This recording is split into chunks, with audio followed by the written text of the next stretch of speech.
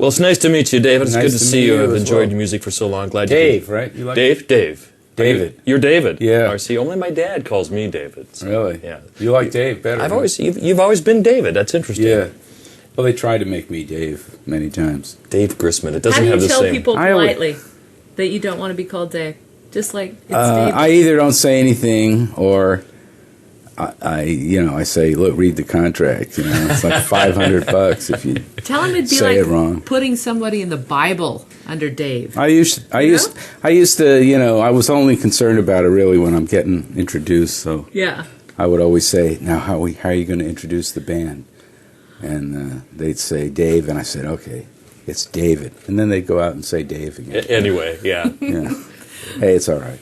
What Jerry used to call you, or can we repeat it? Dog. It was he a gave me dog, that yeah. name, yeah. Hey, for those who don't know, explain the concept of dog, what it's all about. It's just, there is no concept. It was my nickname given to me by Jerry. And, when I started playing this original music, I was known primarily as a bluegrass player. And people kept asking me, well, what is this music you're playing? So I figured if I had a generic term for it, they wouldn't ask me that. But now they just skip that and say, because there were elements what's of dog? Elements of jazz, a lot of jazz flavors and rock, and it was kind of a combination. Were you really the first to go in that direction with the mandolin? No, guys like Jethro Burns and Paul Buzzkirk and many, Tiny Moore. There were mandolin players that definitely were. Dave Apollon, who was in vaudeville.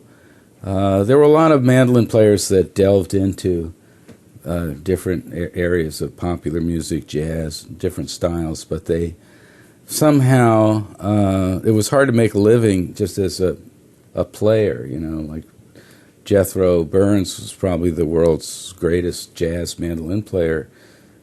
Still made his living as part of Homer and Jethro, a comedy team. And he was mostly known as a comedian, and but he was a great musician. And maybe I was the first guy that just, since I didn't sing or I wasn't that good at telling jokes, mandolin was all I had, and it just kind of. I just was writing original tunes just because my heroes did, and I had a knack for it.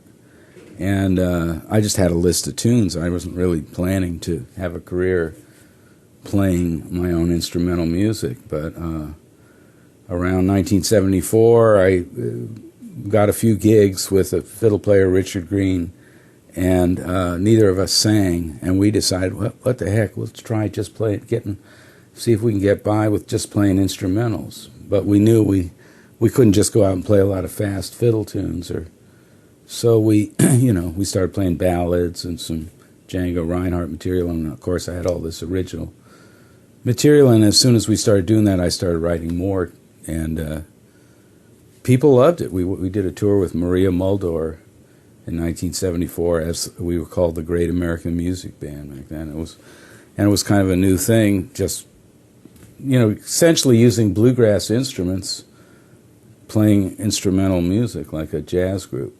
Well, since then, you've had so many amazing collaborations, Bella Fleck and Chris Isaak, and, all you did with Grateful Dead. I was curious if there's an artist that you'd still like to work with that you haven't yet. Well, they're mostly gone. Really? Yeah. There's not like a young performer that Well, you said, sure, wow, but, I used to have a big list, and I had a filing cabinet with a file called Concepts. And I used to have all these kind of musical pipe dreams about playing with this guy and playing with that guy. And I realize now, after 45 years, that it's also about who wants to play with you, Sure. And it's chemistry, and, so I don't kind of really think that way very much anymore. God, I was so amazed when I read that you have like 4 or 5 unreleased CDs that you have yet to actually put out there to the public. Is that true? It says you've got with Red Allen, Herb Peterson, Jim Buchanan. Well, I've been producing all my own records, for 30 years or so, and I always record more than I can use, and a lot of those I didn't even regard as like the stuff with Jerry Garcia, we just recorded for the, there was no deadline, there was no specific album. So I have a huge vault of tapes, and we're planning to. You want to bring them by? Yeah. Well, we're actually due to the internet and now with downloads, we're really gonna start a whole new website within the next month or two. It'll be called acousticoasis.com, and it'll be exclusively download. Oh, and the cool thing about downloads is, I could put out a half-hour jam session. I could put out 4 hours of this. I could put out an interview in a restaurant with Stefan Grappelli. There are all kinds of things that I can make available without having to make a CD and press them all up and try to promote them. And so that's very exciting. I'm working on about 15 projects now to put on the internet. Very cool. As long as we're talking about the internet, can you comment at all on your lawsuit against YouTube? I heard it's been settled. It's part of a class action suit.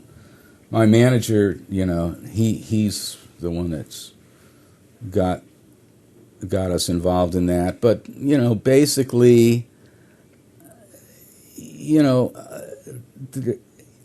I'm on both sides of this issue because I started my own CD label in around about 18 years ago, and one of the expenses of having distributing music is paying composers and artists royalties.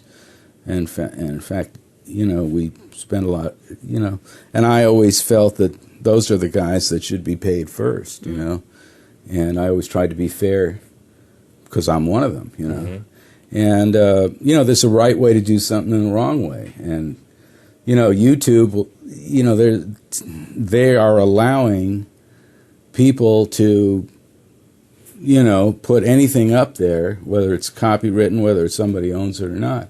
I'm all for YouTube, but my interpretation is, it's MeTube. If my stuff goes up there, I should be the one that's giving it to them, and I would. I mean, acousticdisc.com, every day we give away a free download track, which means if you go there every day in a year, you'll have about 20 free CDs of music. And, it should be my choice what stuff of mine gets given away, Sheila and I or any artist's choice, Yeah, totally. Sheila and I yesterday were trying to figure out, being a class action lawsuit, who is the class? Is it every artist that's had you'd have to ask Craig about that. Well, actually, I think it's been settled, and it was part of a big lawsuit. I think that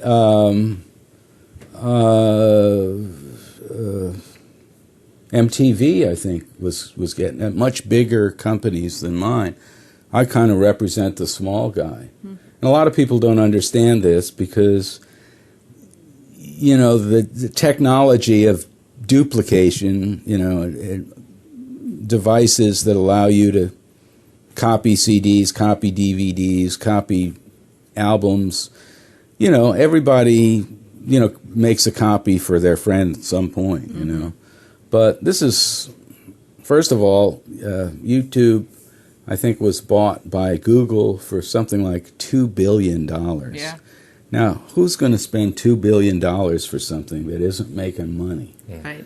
Now, it'd just be a very simple thing for them, just like I do, just like real TV, just like the radio. They all pay, royalties, public, use fees, If a piece of mine gets on TV, I get paid for it, Some may pay more, some may pay less, but, that's the way I make my living as a composer. Boy, it's been so fun to listen to you play today. The quality of your musicianship is just so high, and it's such a delight to see you still with such a life force after all these decades of great music you've delivered. Thanks a lot for being with us. Well, that's because I got a good wife. That's always the case. Smart man, David Grisman. Thank nice you. to see you, man. Thank you.